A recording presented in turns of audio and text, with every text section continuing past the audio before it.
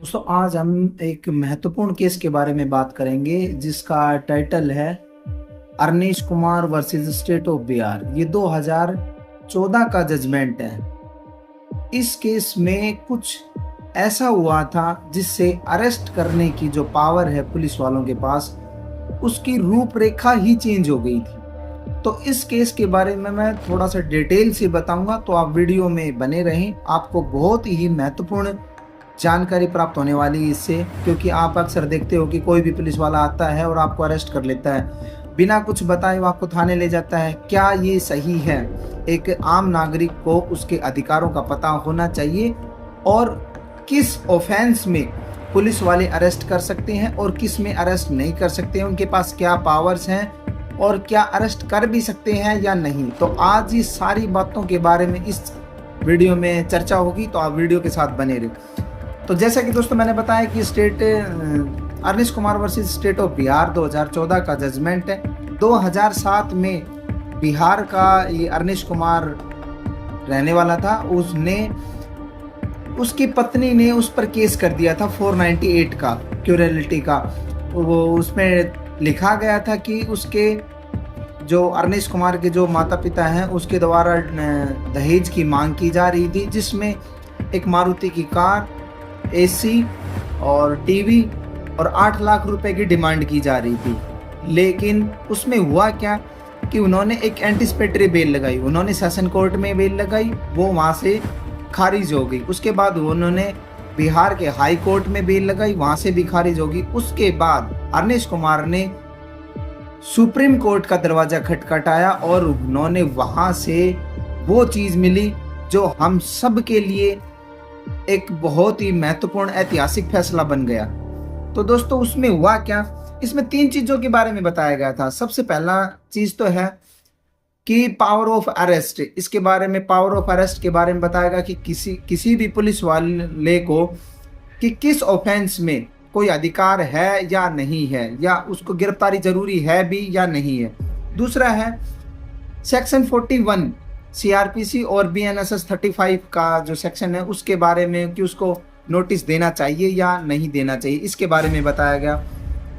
और थर्ड था 498, सेक्शन 498। आप सभी को पता है कि 498 एक नॉन वेलेबल और कॉग्निजेबल ऑफेंस है। तो इसमें इसका कहीं मिसयूज तो नहीं हो रहा है या कहीं ऐसा ही, क्योंकि ये नॉन वेलेबल है तो इसमें जिसके खिलाफ भी पर्चा दर्ज हुआ तो क्या उसी को ही गिरफ्तार कर लेंगे। तो इसके बारे में और भी कुछ है।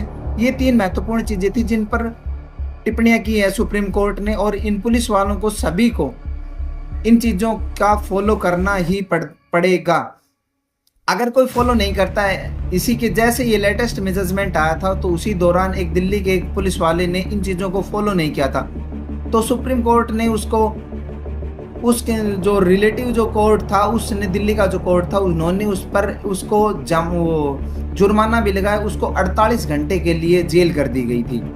तो दोस्तों इसमें मैं आपको बता देता हूँ इसमें हुआ क्या था कि एक तो सबसे पहले कि आपको कोई भी ऑटोमेटिकली गिरफ्तार नहीं करेगा। कोई भी पुलिस वाला है आपको ऑटोमेटिकली कोई गिरफ्तार नहीं करेगा। पहले ये देखना पड़ेगा कि जो ऑफेंस हुआ है वो कैसा ऑफेंस है, नॉन कॉग्निजेबल है या बेलेबल है या नॉन बेलेबल है, या उसमें इंक्वायरी हुई है या नहीं है, उसको अरेस्ट करना ज़रूरी भी है या नहीं है, या वो इंक्वायरी में या जो भी पुलिस इंक्वायरी होती है उसमें वो सपोर्ट करेगा या नहीं करेगा, या कहीं भाग जाएगा। ऐसी चीज़ें देखना उसके लिए बहुत ज़रूरी है। सेकंड थिंग है, पुलिस वालों को एक चेकलिस्ट बनानी होगी, और चेकलिस्ट बनाने के बाद उसमें देखना होगा जो चेकलिस्ट है उसको प्रॉपर वे से फुलफिल करना होगा कि जो चेकलिस्ट बनाई गई है उसमें वो कहीं भाग तो नहीं जाएगा या कोई ऐसी हरकत करेगा या जो गवाह हैं उनको डराने धमकाने की कोशिश करेगा।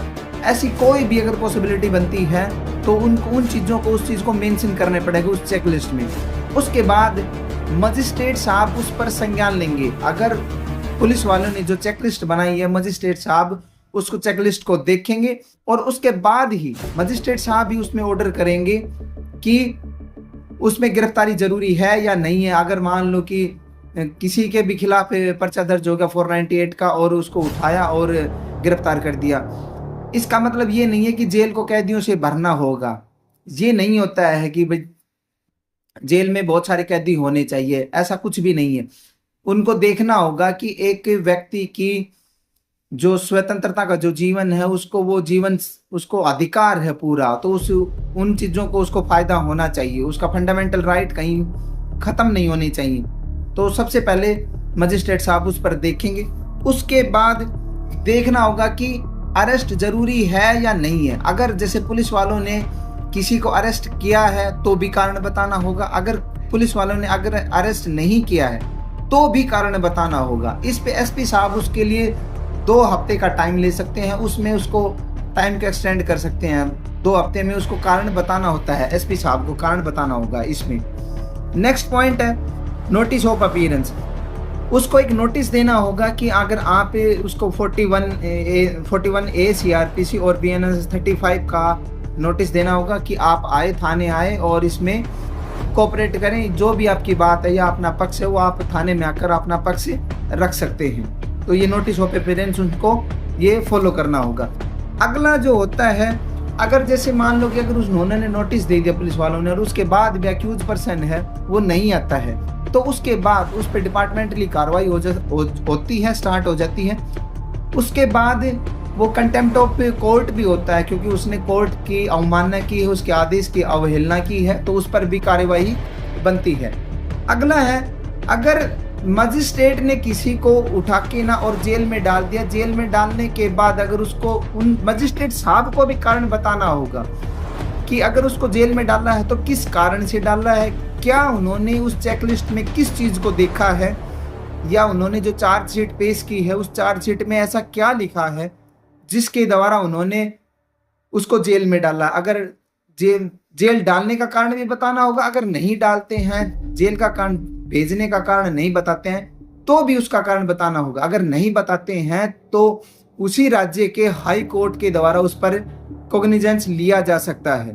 तो ये सिर्फ पुलिस वालों पर ही नहीं लागू होता है, ये जज साहब के ऊपर भी लागू होता है, तो उनको भी इन चीज़ों को फॉलो करना होता है।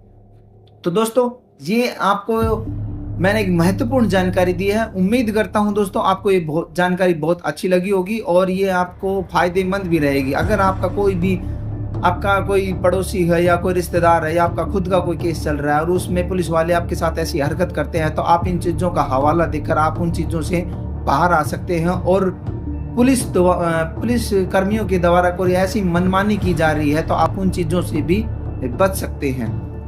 तो दोस्तों अगर आपको ये मेरी जानकारी अच्छी लगी हो तो पेज को फॉलो करें, वीडियो को लाइक करें और अपने सगे संबंधी फ्रेंड्स में शेयर ज़रूर करें ताकि जानकारी सब तक ज़रूर पहुंच सके।